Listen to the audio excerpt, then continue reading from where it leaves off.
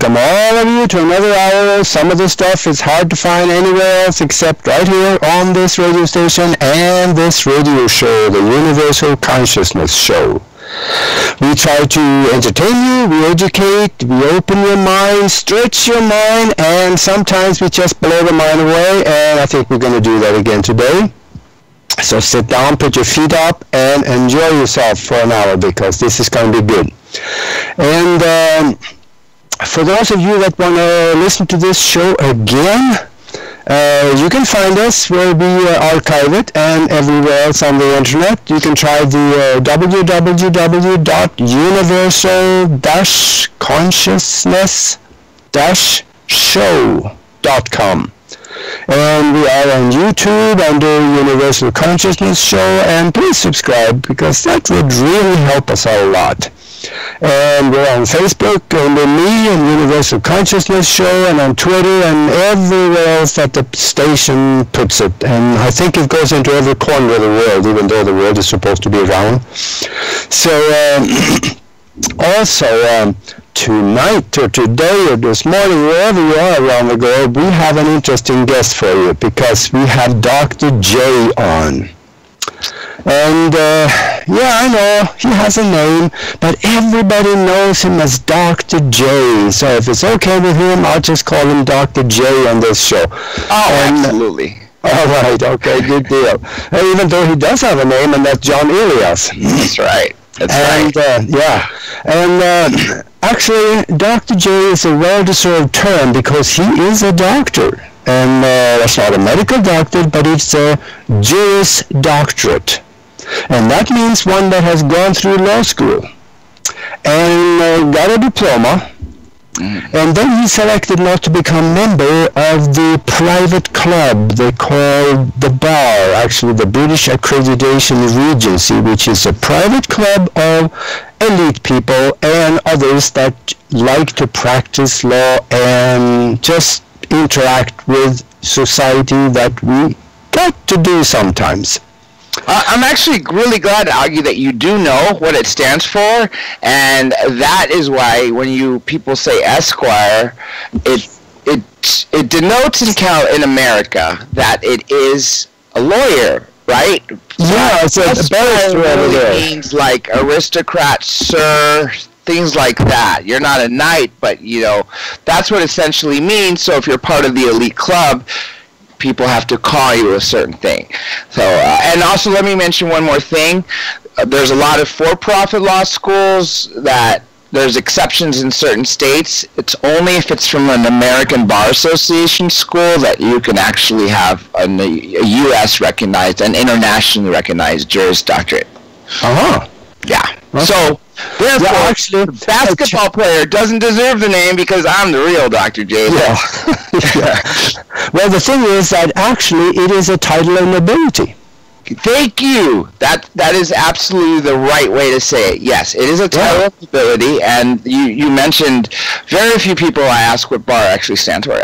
Nobody in law school would ever answer that question properly, but you got everything right, Aage. You know your stuff. No, that sounds good. Well, anyway, there's more on your bio here, but what I also want to say is that you are a talk show host of a very popular global radio show, and you have interviewed some of the most interesting and influential people in the world. And if you don't mind, I want to hear some about some of those people here. Maybe that's where we could start, do you think? Or Sure. I mean, there's just so many. I was able just to jot down just a few off the top of my head. I would probably have to go to the site, and that doesn't even include 2012 to the end of 2014. But I could tell you, for instance, one of the big moments when I actually have a screenshot from that day of the listeners that were, I have access to something that people want in the industry for things that broadcast on the internet. It tells you in real time how many listeners are dropping off and going on. So this was like the highest peak, because you had a United States Senator calling Edward Snowden a true American hero, literally right after he was went public and ended up in the Moscow airport.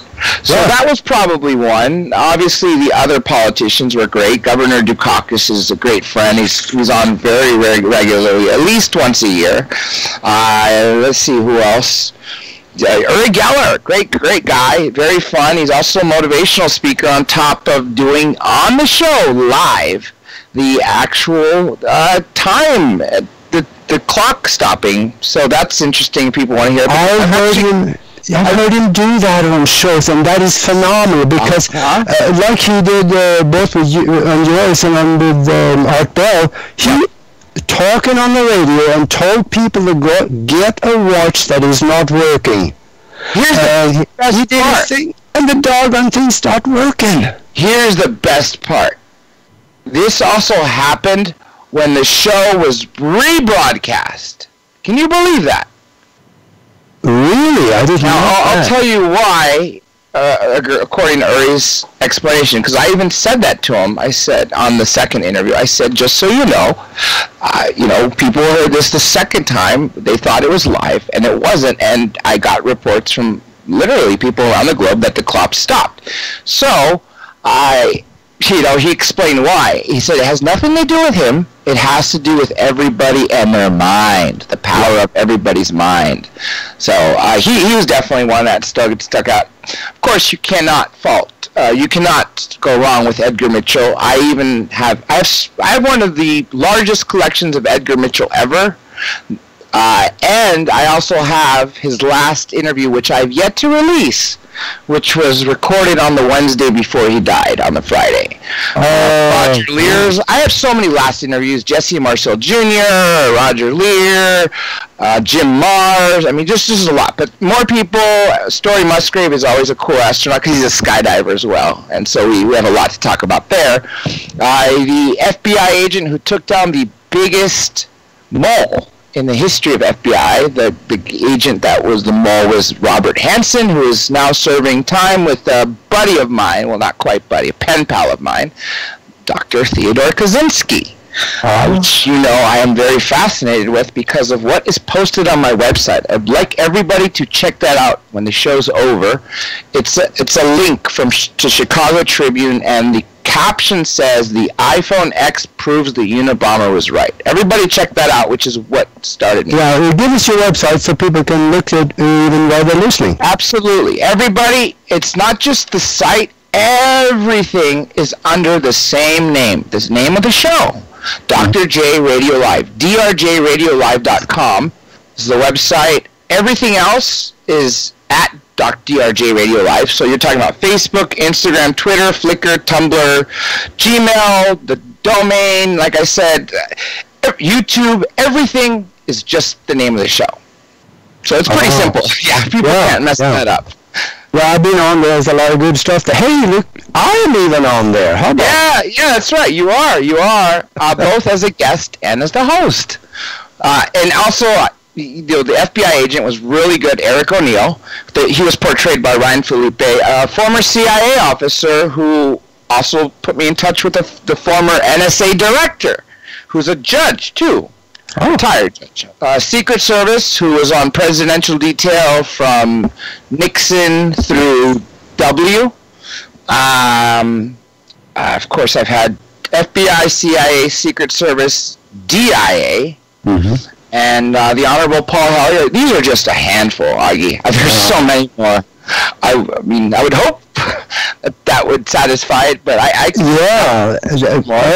you, the people that you have talked to on the air, and you got the recordings and the show on your website, so for people that want to go and listen to some of this stuff, do, because there is pearls of wisdom, and there's some laughs in there too, so it's all good. And I also must say that only about 25% of the shows are archived because problems with an old webmaster, but the new webmaster is not only re-releasing all the old shows, he's releasing everything I've ever done. So over the course of the next few months, not only will we be caught up as I start broadcasting live here in Late Night in the Midlands, all those shows will be up by the end of the week now after they're played on the UK networks and stuff like that. So I'm just trying to say that people will go to the site, find the shows, you'll find Uri Geller, you'll find Michael Dukakis, you'll find all these other people, but soon you're going to find more. That's what I'm trying to get. Well, let me ask you something, get your opinion on Uri Geller. Yes.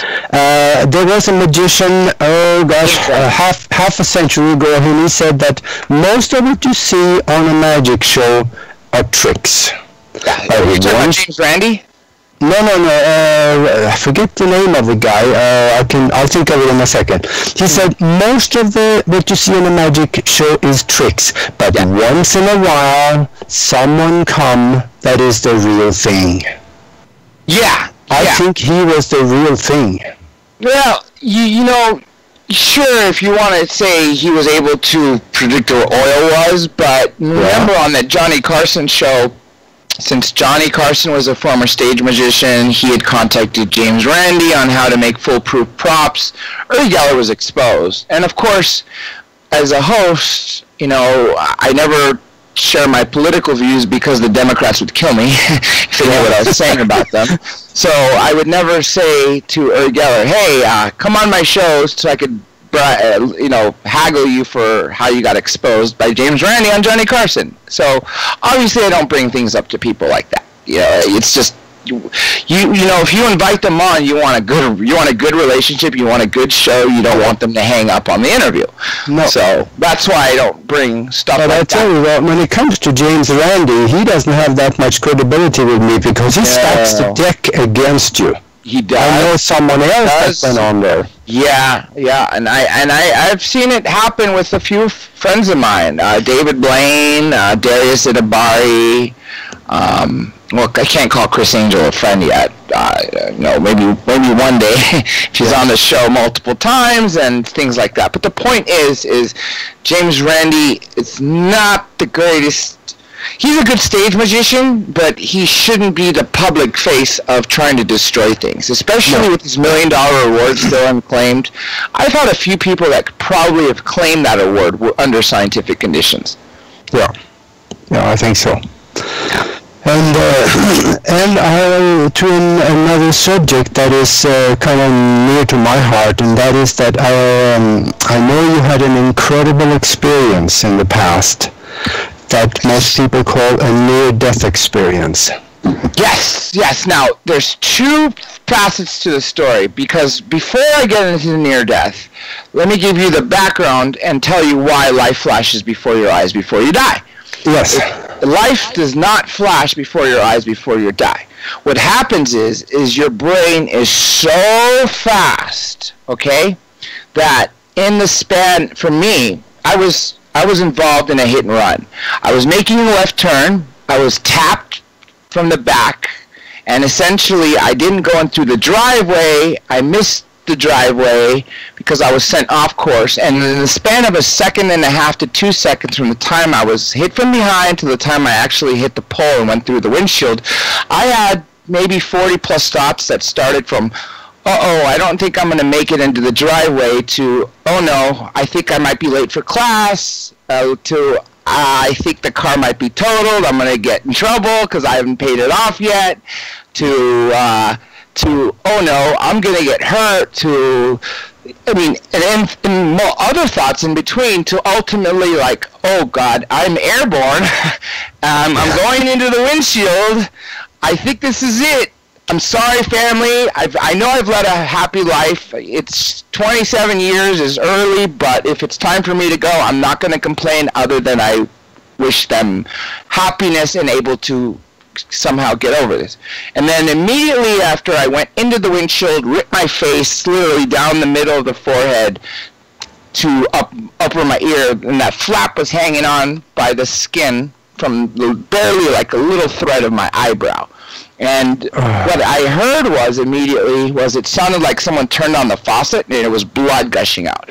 And so the reason I say that is because that, as soon as I went back in, it went into the windshield of my head and then went back in the car, right? And so that part seemed so slow motion. The moment I was the moment I went back in and I hit the seat, it's like time was back to normal, and immediately someone turned a faucet loud. So that was the thing. I've had multiple surgeries over time. I was fine. I was skydiving. I was working, working at a prestigious law firm, running the radio show, being a free fall photographer, filming people skydive, and all sorts of stuff, until surgery 24. This was right after the bar exam, and what happened is August 2014 early, I went to a surgery in the surgery center, and they screwed up, and I ended up in a coma. Ironically, there was that famous comedian Joan something, you might remember. She died from the same thing. She died because something went wrong at a surgery center in New York. I don't know if it was Beverly Hills. I believe it was New York. Joan Rivers. Thank you. She died. I made it. So I know I'm a fighter, and when they told me I wouldn't survive the night, of course I knew I was going to survive. I mean, I never second-guessed it. So when they told me that they had to induce me into a coma, I had less than a 5% chance of waking up, I didn't even think. I didn't even worry.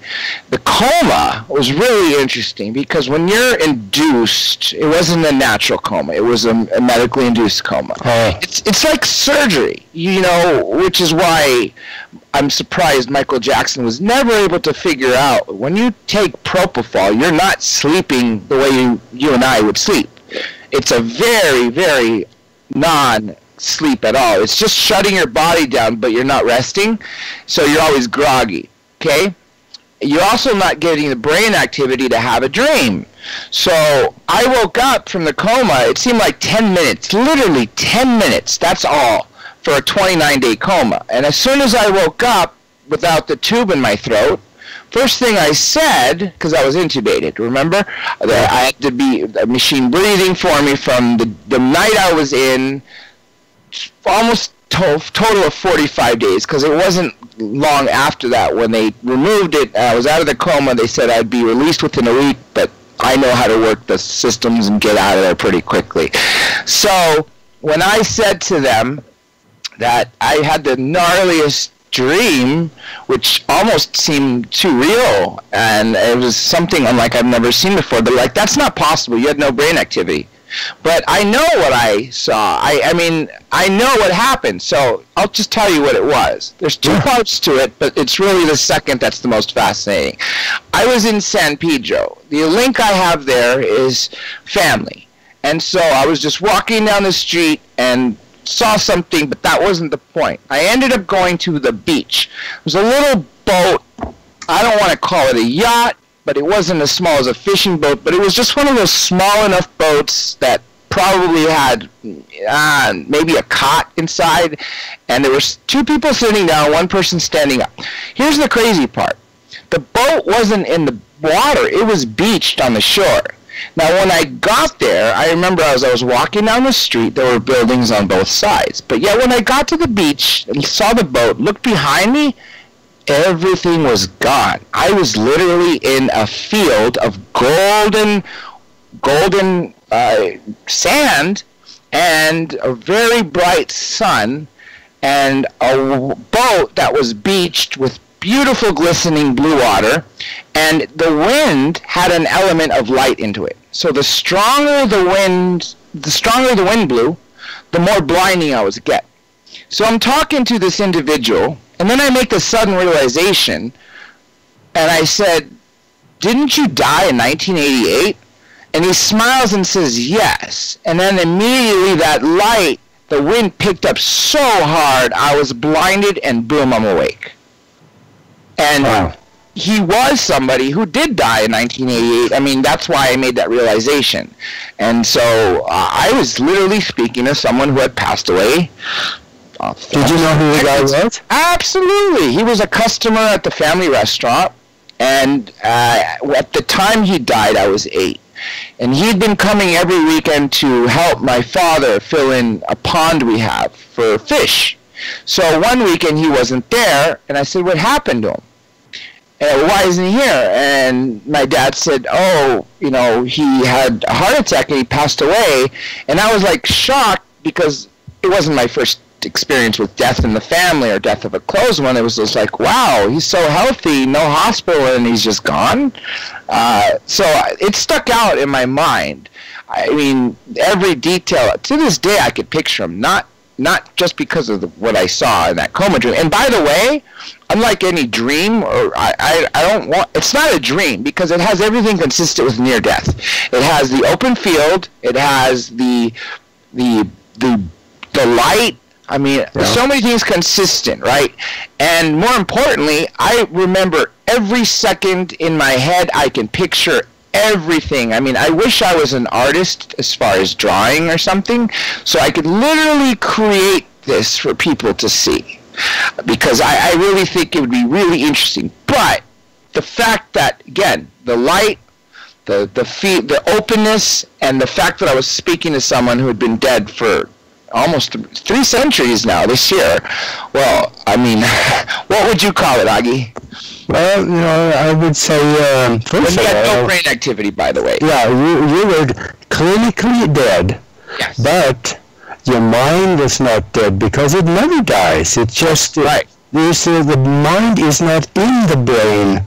It is just part of the brain. So if the brain quits, it's just like the hard drive quits, but the memory is still in there and can be extracted. And what you need to do is to get with somebody that is really good on the computer, and what you saw could be recreated through CGI. It can be created, absolutely, because I could literally give every detail of the boat. I can give the detail of the couple who were sitting down. I can give, I mean, to the different colors of his hairs on his beard, the gray ones versus the dark brown ones. I mean, everything I can recreate out of Oh, yeah, we need to do that. Oh, I agree. I agree. It's definitely on my list of to-do, but there's a lot. Yeah. Well, I'll tell you what, there's a lot more people than you that have had these experiences, but many of them never talk about it. Correct. Especially this is why I was saying before the show, this is an exclusive because Third Phase of Moon should be here right now, and they wanted to film a documentary on this because I'd never told the story publicly. So, Aage and everybody at Late Night in the Midlands, you now have an exclusive. Oh. Yeah. It's the first. I didn't even talk about this when I was on Beyond Reality Radio. Well, it's an incredible experience, and a lot of people have it, and especially the ones that is buried in religion. They don't dare to talk about it. Yes. Because they are thinking that, everybody else out there is going to look at me like I'm working with Satan or somebody. You know, there's just so much ignorance to what's going on beyond. I can actually address that, too. There is no such thing as Satanism. I mean, I know this because I've studied that left-hand path very much so. The Church of Satan has nothing to do with devil worshipping. It's a bunch of really smart, intellectual atheists who call themselves Satanists to scare off the sheep who are part of religions, because their philosophy is to treat your body as a temple. You know, your magic skills are, for instance, conversational skills, different languages you speak, you know, karate, anything like that. So, for instance, your magical skills would be your psychic ability. For me, it would be my speaking ability, my intellect, my, different languages I speak, skydiving, things like that, the things that you're good at. They basically say, try everything, whatever you're good at, focus more on being the best. Things that you're not good at, don't try to become good at them if you're not going to be good. So that's the philosophy of all Satanists, and that's why when I say the term, it scares people, but I have to say Church of Satan as opposed to OTO or Temple of Set, because they won't get it. So the Church of Satan, the reason they used Satan and everything was literally to scare people until they actually took another look. I'm sure a lot of people are familiar with Tony Robbins, who you will get to hear on my show. And I can tell you that everything you need to learn from him, you can learn for 50 cents in late charges at the library, or for free by reading the PDF of the Satanic Bible. I'm not kidding. It is identical. Yeah. Now, he doesn't use Satan or Lucifer, but the philosophy is the same. And he takes it one step further, by the way, Tony Robbins. So save 10 grand, everybody. Read the Satanic Bible. Have an open mind. I can give you some other readings like the Antinomian Sorcery, which would really make you understand that it's not devil worshipping. Now, are there devil worshippers out there? Yeah. Yeah, there are. There are people who absolutely worship the devil and all this, in spite of the Pope saying there is no such thing as hell.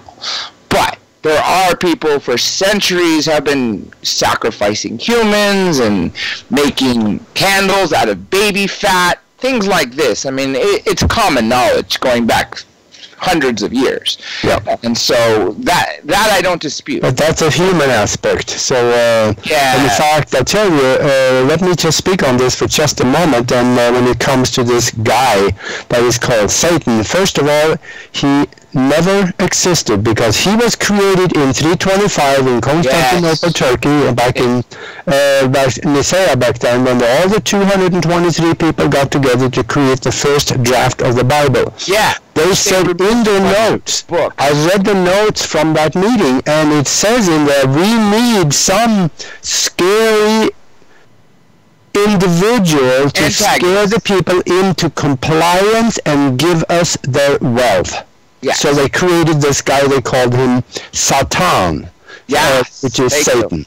Yeah, in Latin for Satanus or Satanus. Yes, thank you, exactly. They needed a scary guy, and in that commission in 325 AD, they also, like, you know, I know you're very well versed on so many things, which is why you've been on my show so many times. That's why I appreciate about you, Aage. And that's what adds you to a great host as well. So you got both those qualities in you.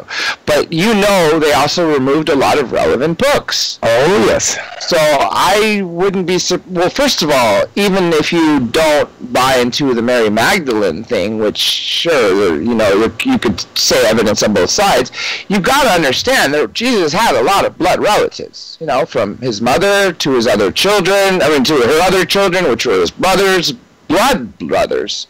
And I've always knew Jesus was an alien, because even at 4 years old, Sunday school, when people said, do you know who Jesus was? I jumped up with my hand and said, an alien. I'm like, what? I said, Virgin Mary was an abductee. She was impregnated by aliens. Angel Gabriel was an alien. And they couldn't believe what I was saying. They were like, that's blasphemy. I'm like, it's true. I just don't know how. I mean, I just knew it. I don't know why. I just knew it. The point is that was my take on it. I mean, I did a lot of research on this when I wrote my second book about spiritual science and how, you know, the higher conscious thinking, and I found an old document that say that there is no record of this young boy called Yahshua Beth Halachma, which is Jesus' Hebrew name. There were no records of him before he was 4 years old. Yes, that's right. That is absolutely right. Yeah, so there is something here that is not right. And of course, Maria Magdalene, that is, of course, not her name. She was called Maria Mene. That's what she went with. And also say there's people out there saying that she was a prostitute. No, she wasn't. She wasn't. No. She wore a red dress, which the prostitutes did, but she wore the red dress because she was from royalty. Yep. That's right. And again, you're not going to find biblical scholars or anybody who will talk about things like this. You know, they have their interpretation of what happened. And you probably know this as well. You know 666 is a BS number, right? Oh, yeah. You know the history of it? Yeah, but we're down at the bottom of the hour. So sure. Can you hold the thought on that? Yeah. So that we can pay some bills, and about 3 minutes or so, possibly 4, depends on how many the bills are. So we will be back shortly, and we will be back talking with Dr. J here on the Universal Consciousness Show. Yes. Excellent.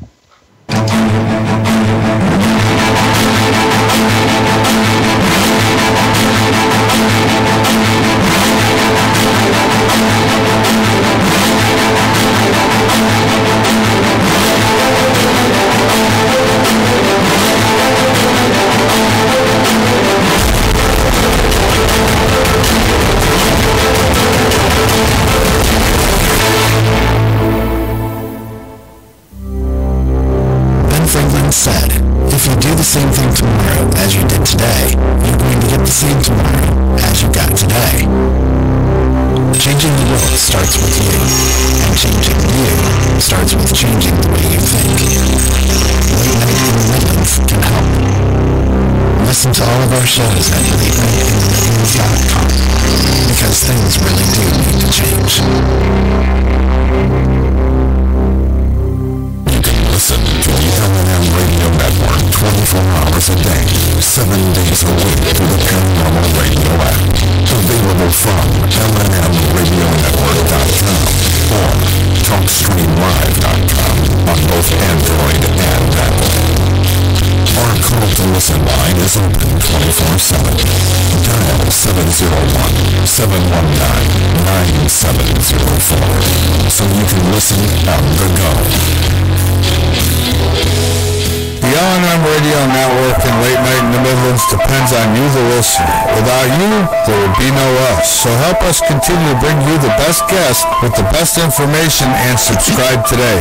Information on becoming an L&M subscriber can be found at the top of latenightinthemidlands.com. Just click the About Subscriptions tab and become part of the family while helping the truth stay alive. And while you're at it, maybe subscriptions aren't for you. A one-time donation helps as well. Click that donate button on the right side of latenightinthemidlands.com and help us help you.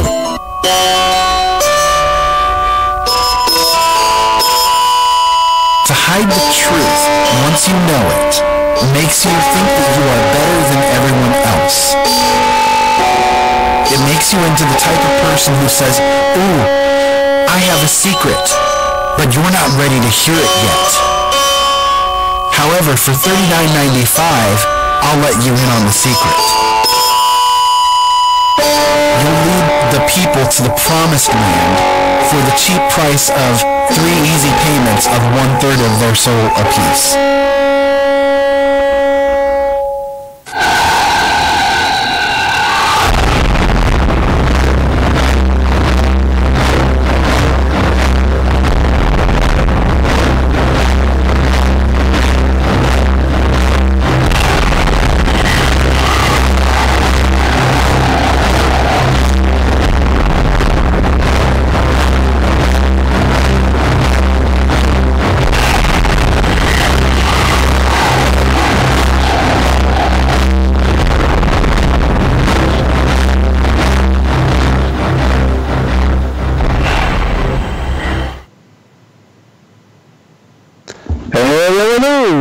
Back on the Universal Consciousness Show. We're talking to Dr. J, and we are getting into some really interesting things here.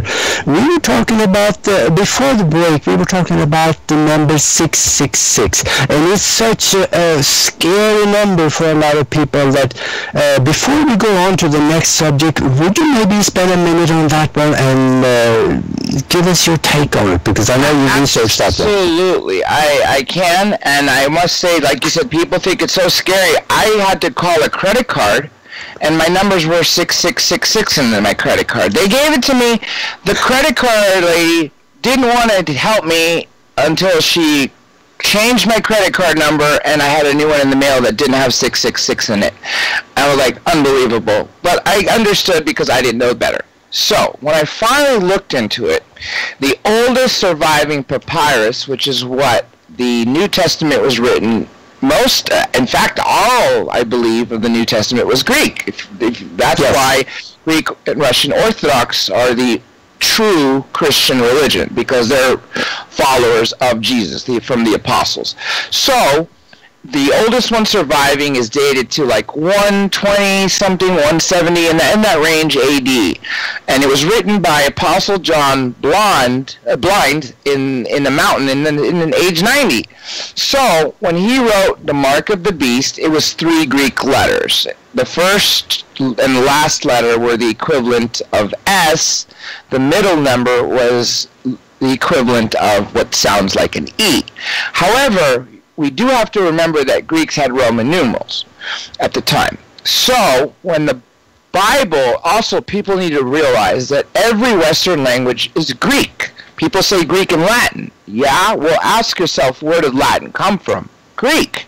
So therefore, everything is literally all Greek. I mean, from German, English, Italian, Latin, Spanish, I mean, you name it. Anything Western. Even Eastern, you could make some arguments. So, when the Latins, when it was translated from Greek to Latin, it became 616, the number, from the Greek Roman numerals. Then, in the 15th century, when King James translated it to English, somehow 616 became 666. So, therefore, there is no 666. That was not what was written in the Bible. You can Google it and see for yourself, because the British Museum has the oldest surviving parts of that New Testament, and yes, it's like shredded because, you know, papyrus doesn't live long. However, they do have that part where it says the mark of the beast followed by the 3 Greek letters. People can find this on Wikipedia, and you'll see the actual letters. I would have to show you, unless you find ancient Greek translation where it says the mark of the beast, but you can't miss it, essentially. So that's why I can tell you it doesn't exist. It's just more man-made stuff and fake news. And I've seen so much fake news come out. It's so ironic. I'll give you an example. Michael Jackson, he did that Martin Bashir documentary, right? Yeah. Well, Martin Bashir really turned him into a pariah. Poor Jackson. I was there at the Elephant Bar, which in Santa Barbara when I was at UCSB, had a gate. A gated fence, you know, and so behind it you could see were all the hangars for Santa Barbara Airport. So we were always used to seeing, and because I'm a smoker, I always sat outside, and because I'm a skydiver, I always wanted to check out the planes and be like, oh, I could jump out of that one, I could jump out of this one, I don't know about this one, things like that. So we see you know, a continental, or not a continental, whatever it's called, so a citation land. And then it goes into a hangar, and then a bunch of police cars show up, helicopters with media, police, and media starts showing up. We're like, what is going on? So even though I'm seeing this live, I still don't see it, and this is before smartphones.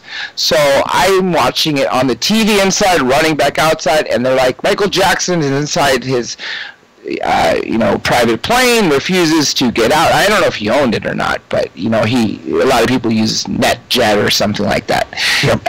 The point being is when Maury Povich, okay, let me back this up for a second. This Is It, the documentary, was created from Michael Jackson's personal library. He was known from the time it was possible that everything he rehearsed, every commercial, everything he participated in it, for his own library, he filmed everything. That's why we have all the footage from This Is It. So Martin Bashir and his team signed consent forms to be filmed. You even see Martin Bashir in the Michael Jackson camera. So when you compare the Martin Bashir, which Maury Povich does a really good job, you see how Martin Bashir says one thing and how he cuts off a statement that Jackson would have said in the Martin Bashir document. Just by editing things, you make it look like he is sleeping with children, he's drugging them, he's this horrible guy.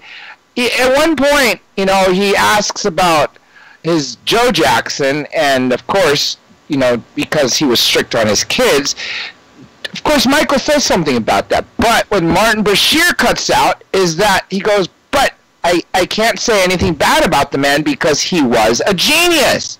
What at the time is a genius for what he did to his children. You didn't hear that in Martin Bashir, so I strongly recommend everyone, if you want to see fake news being created in front of you, search Michael Jackson Maury Povich. That's all you need to find. And you'll come across this documentary that was called The Footage You Were Never Meant to See. It might even say Martin Bashir. So if you watch that, by the end of that hour and a half, you will see how fake news is literally created. It's pretty sad, actually. Very sad. There's a lot of it. He was a brilliant man. He was such a genius. I mean, his moves, his songs, the way he was able to create music from his head. He couldn't play a single instrument But if you see the rawness of him creating music, that is a genius. And it's sad because people say a lot of people have overdosed on drugs, but only one did it in presence of a doctor. And it's really sad because if it wasn't for Conrad Murray being a sycophant, which is essentially a doctor prescribing whatever patient wants, and probably from being a fan and getting all the money and the car and all that, and it's just horrible that he was the doctor that ordered the propofol that couldn't just here's another thing I want to dispel for everybody. Michael Jackson, yes, he died of propofol, but what really killed him was the fact that he was going through benzodiazepine and opiate withdrawals, because he was getting daily shots of Demerol and lorazepam. So the nights he used propofol was the nights he was in withdrawals. And I could tell you from all the surgeries I went through from when I was on painkillers at the times, I could tell you what it's like. You're not going to be able to sleep. So he was using propofol to sleep. If his doctor, Conrad Murray, really cared about him, he would say, just take some Xanax, which is stronger than lorazepam, or take any benzo, which I'll prescribe you, which is a lot safer than propofol, and here's some Vicodin or anything to keep you stable for this tour. He could have done that, and he'd still be alive with us today. Yeah, absolutely. My comment, hey, about a quarter of a bottle of scotch would do it too. Amen. Although, I do got to say, when you're in full opiate withdrawals like that, you're not supposed to stop cold turkey if you've been on them since the 80s. Because he's been on them since his hair was burnt in that Pepsi commercial. And he was really burnt. I don't know if you saw that footage. I mean, his entire head was on fire, like full flame. I saw it. Mm-hmm. Yeah. Hey, let's move on a little bit. I had some really solid contact with a gentleman over in Europe. He is in the Netherlands. He's called Robert van den Broek. And he has some phenomenal abilities. He can predict where crop circles will be. He'll go out to it and we'll just watch it form. And he also was delivered artifacts from an alien being standing outside of the ship that landed in front of him. And this is something that has become very controversial. Let me speak just a little bit on it. Sure. I think that these people in governmental positions, they know that Robert is the real thing. And I think they more or less arranged to have him discredited some, because he took these artifacts, a friend of his took it over to England and had genetics done on it. They had a genetics code, and it came back as octopus because it looked like a tentacle of an octopus. But there were differences in the DNA. There were too much of a difference, like maybe 4 to 6% difference. That tells me that it is not entirely octopus. That was from something else. Because look at it. If I look at you, John, you don't look like a monkey, do you? But you have 98% similarity in the DNA with a chimpanzee. 98.8. Remember, we found that. Oh yeah, that's right. That is literally. So I think 1.8 difference. That's it. Not even that. 1.8 difference. Yeah. Because of that, I think they did it to Robert. They wanted him to be discredited, and I think they got the job done. What is your opinion on that? It's exactly what we talked about the other day. And also, the craft didn't land. That's what I was trying to say. But obviously, I wanted to let you finish your statement. The craft was up there, and he saw two beams of light land and materialize into beings. Yeah. But yes, I do believe when Johnny Webb... See, what was supposed to happen is I've worked with Jaime Maussan for years. When I find something interesting, he will go literally all out. He will send a team to knock on doors, find corroborating witnesses, have film or anything analyzed, not just from a Los Angeles independent laboratory, but he'll have it triple checked from a Mexican laboratory and either one in Spain or Italy. The thing was, it had to get to me to give to him, or it had to get to him, but he said it's probably going to be easier if it's sent to you, and then I'll come pick it up. Well, Johnny decided he didn't want to do that, and I told him, listen, just grab a stupid tourist little statue of Buckingham Palace, hollow it out, cut off just a half-inch of this tentacle. You don't need to send the whole thing. Wrap it and then fill it up with some sort of clay, something to make it look like it's sealed, the way drug smugglers would do it. Send it UPS over FedEx and overnight, which would be expensive, but also is not going to get really checked as much as something that is ground, because they have more time.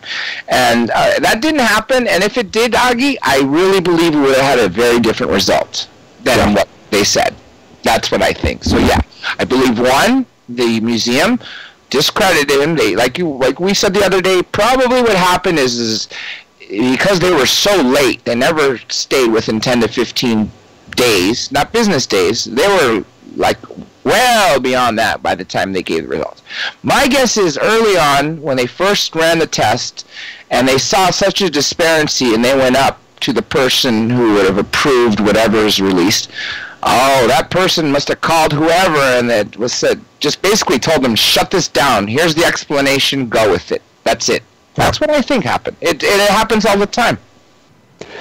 Yeah, I totally agree, because I've talked quite a bit with Robert, and he sounds so genuine. And I've seen the videos when he goes out to the field, and by golly, there is the crop circle where he predicted it. Yeah, and I must say that in the first interview with him in 2015, during the show, he seemed to stop paying attention for a moment, and I repeated the question. He didn't respond, and I said, "You still there, Robert?"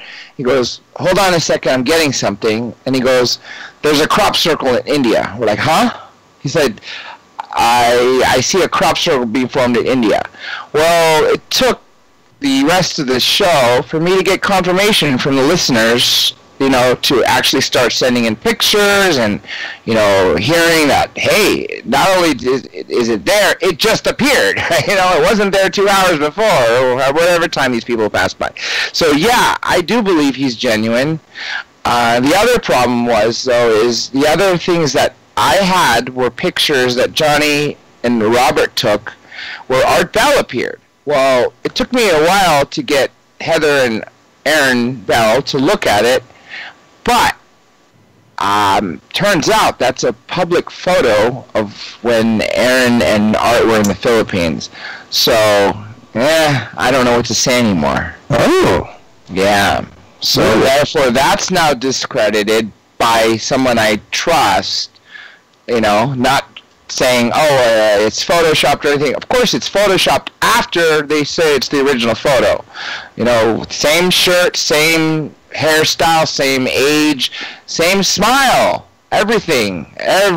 So it was down to the last detail, other than the fact that he was warped.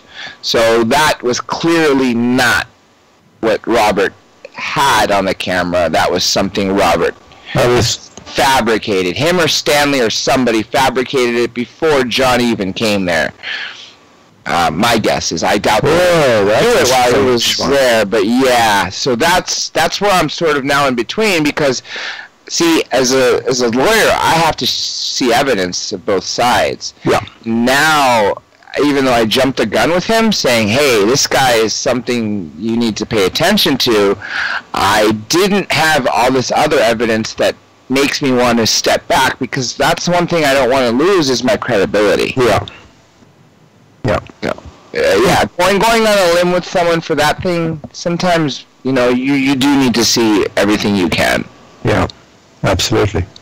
Mm-hmm. And I don't know, though. There still may be ways that picture could be interjected into the camera where they took it. Agreed. It very well could be that they, like I said, it very well could have happened the way I saw it happen, where, the video of where Robert was going through Johnny's camera. I said, I think you got something here. He scans a few more. He's like, here, you have this old man looking, and Johnny sees it from across the room. He goes, that's Art Bell. He comes up, and he's like, that is Art Bell.